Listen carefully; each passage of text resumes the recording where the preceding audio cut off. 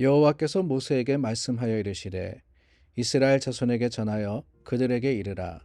남자나 여자가 특별한 서원 곧 나실인의 서원을 하고 자기 몸을 구별하여 여호와께 드리려고 하면 포도주와 독주를 멀리하며 포도주로 된 초나 독주로 된 초를 마시지 말며 포도즙도 마시지 말며 생포도나 건포도도 먹지 말지니 자기 몸을 구별하는 모든 날 동안에는 포도나무 솟아는 씨나 껍질이라도 먹지 말지며 그 서원을 하고 구별하는 모든 날 동안은 삭도를 절대로 그의 머리에 대지 말 것이라.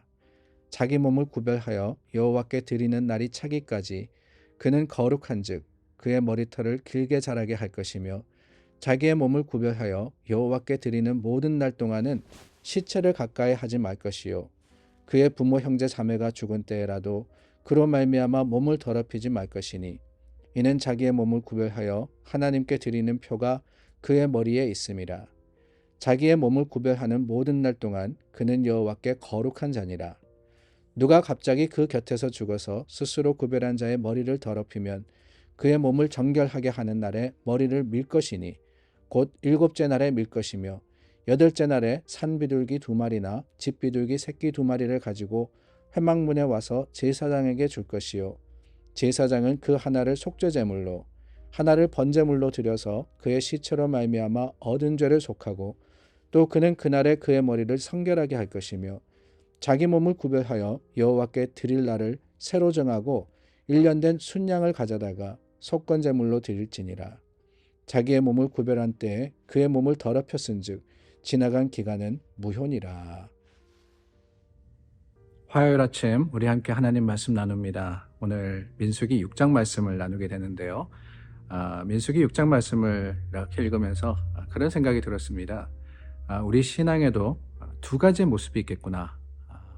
능동적인 신앙이 있는가 하면은 수동적인 신앙이 있다라는 생각이 들었습니다. 수동적인 이 신앙, passive faith죠. passive faith라고 할 수 있을 것 같은데요.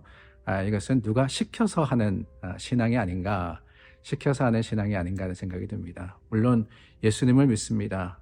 물론 하나님의 그 뜻을 따라서 참 교회 생활하고 예배 드리고 또 여러 다른 신앙의 모습들을 행하기는 합니다. 그런데 궁극적으로 그 마음에는 어떤 생각이 있느냐, 이거는 누가 시켜서 하는 거다라는 생각이 있더라는 거예요. 우리 어릴 때 그렇지 않습니까? 부모님 따라서 교회 갑니다. 부모님께서 헌금 쥐어주니까 헌금합니다. 부모님이 끌어다가 예배실에 넣으니까 예배 드렸습니다. 그 모든 것들이 어떻게 보면은 패시브한, 굉장히 수동적인 신앙이었다라는 생각이 들어요. 그런데 그 수동적인 모습이 이제 성장하고 깨달으면서 어떻게 변화되느냐, 능동적으로 바뀌죠. 액티브하게 바뀝니다. 액티브하게. 누가 시키지 않아도 스스로 하게 되는 거. 우리 잘하는 것도 마찬가지 아닙니까? 아이가 이 몸이 자라고 또 생각이 자라고 하다 보면은 이 억지로 시켜서 하던 것들을 스스로 필요하기 때문에 해야 함을 알기 때문에 행할 때가 오는 거예요. 그때가 되면은 이제 능동적인 삶의 모습, 능동적인 행위로서 자기 앞길을 헤쳐나가게 되는 거죠. 앞가림을 한다, 그렇게 이야기하지 않습니까? 신앙도 그렇습니다. 신앙도 우리가 수동적인 신앙의 모습으로 자랐지만은, 수동적인 신앙생활을 했지만은 어느 순간에 하나님이 우리에게 원하시는, 또한 하나님께서 우리에게 깨닫게 하시는 것은 능동적인 모습, 액티브하게 하나님을 섬긴다는 것이 정말 우리에게 기쁨이자 또한 하나님이 원하시는 믿음의 모습이다 하는 것입니다. 오늘 저희가 민수기 6장 말씀을 나누었는데요. 5장 말씀에 우리 이틀 동안 나누었는데 기억하십니까? 하나님이 내가 거룩하기 때문에, 내가 너희 진영 가운데 거하기 때문에 너희가 부정한 모든 것들을 제거하라 라고 말씀하십니다. 민수기에 짧게 나왔지만 사실은 이 말씀이 레위기 전체에, 레위기를 통해서 하나님께서 정결의 규례를 주신 그 이유입니다. 하나님이 너희와 함께 한다라는 것이지요. 그렇기 때문에 이스라엘 백성들은 거룩해야 했습니다. 그렇기 때문에 그들은 그들 가운데 있었던 부정한 것들을 제거해야 됐고 쫓아내야 됐고 그럼으로써 하나님께 나아가서 예배드려야 됐고 제물을 바쳐야 했고 날마다 그 제물을 잡아다가 하나님께 태워서 또한 하나님께 들어서 이 제사로 드려야 했던 겁니다. 너무 잘했어요. 이스라엘 백성들 하나님 시키는 거 그 말씀대로 얼마나 잘 행했습니까? 하루도 빠짐없이 이 말씀대로 제사를 드렸고 또한 하나님 앞에 나아갔습니다. 그런데 여러분, 그게 다일까요? 우리가 그 이스라엘의 모습을 보면서 뭐라고 칭합니까? 율법주의적 신앙이라고 하죠. 율법주의적 신앙. 왜? 법이 하라는 것을 하는 데서 그치기 때문에. 그걸로 만족합니다. 나는 이만큼 하면 됐지. 더 이상은 안 하는 거예요. 법의 테두리 안에서 잘못하지 않으면 되지. 더 수고하고 더 노력하고 더 애쓸 필요가 어디 있느냐라고 생각하는 것. 그게 바로 수동적인 믿음의 모습이 아니겠습니까? 이렇게 정결의 규례를 지키라고 하신 하나님께서 그 수동적인 모습에서 멈추지 말라고 하십니다. 그 말씀이 바로 오늘 말씀이에요. 민수기 6장 말씀해 보니까 나실인이라는 특별한 사람들에 대한 규정이 나오고 있습니다. 이 나실인의 나시르라는 그 헬라어 단어는 그 히브리 단어는 구분하다라는 뜻입니다. 우리가 성별이라는 표현을 많이 쓰죠. 거룩하게 구별되었다, 거룩하게 separate 되었다라고 하는데 그 단어가 바로 이 나시르라는 단어입니다. 그러니까 스스로를 거룩하게 구별하여서 자신을 하나님께 드린 사람을 우리는 나시린이다 이렇게 부르는 거예요.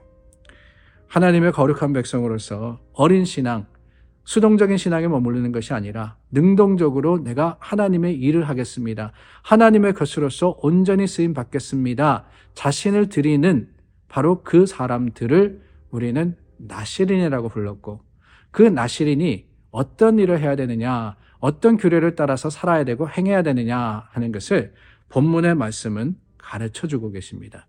그 최우선, 오늘 말씀의 주제가 뭐냐 다른 게 아니에요. 나시린은 성결되어야 한다라는 것이죠. 홀리해야 한다는 겁니다. 내가 거룩하니 너희도 거룩하라. 하나님께서 이스라엘에게 명령하셨습니다.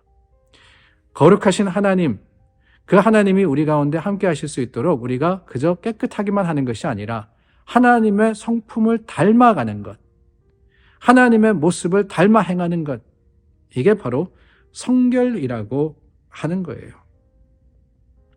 먹고 마시고 또 모습에 있어서 행위에 있어서 이 모든 것들을 우리는 하나님께 기준을 삼아서 적극적으로 능동적으로 행해야 합니다.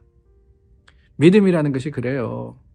그저 이 시간 저 시간 정해진 시간에 교회에서 하는 것들만 따라 하는 게 아니라 정말 하나님의 모습을 담고자 주님의 사랑의 마음으로서 이웃을 사랑하고 하나님께서 우리에게 베풀어 주신 그 은혜를 기억하며 하나님의 은혜를 나누는 사람이 될 때, 하나님께서 우리에게 복 주셨기에 우리도 우리 주위 사람들에게 그것을 나누어 주는, 전해주는 사람이 될 때 우리는 능동적인 신앙인이 되는 겁니다.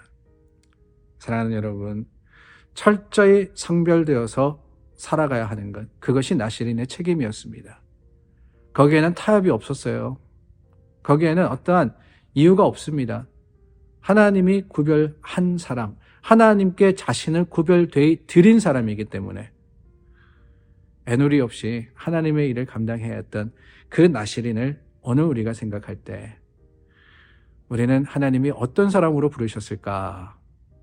다시 한번 스스로에게 질문을 던져보기를 원합니다.